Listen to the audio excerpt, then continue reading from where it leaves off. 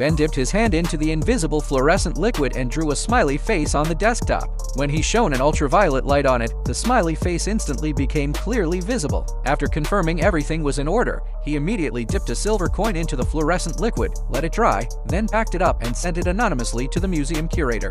When the curator received the coin and picked it up to examine it, he had already fallen into Ben's trap. The curator has a large collection of such coins. At that moment, an accomplice disguised as a tourist walked into the museum. The accomplice wandered around taking photos with a camera, then deliberately triggered the alarm with a laser, causing the museum's treasures to automatically slide into the underground vault. The alarm suddenly blared.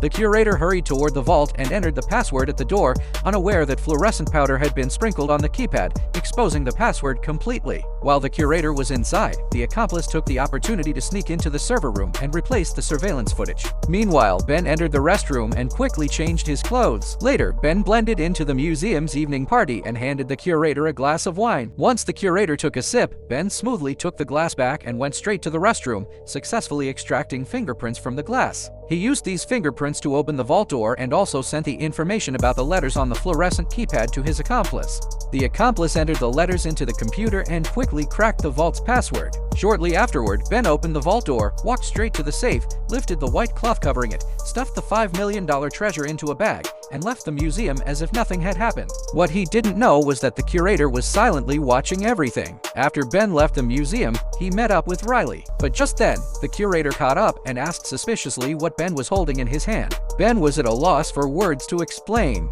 At the same time, the guards discovered that the treasure was missing, and the entire museum went into an emergency state.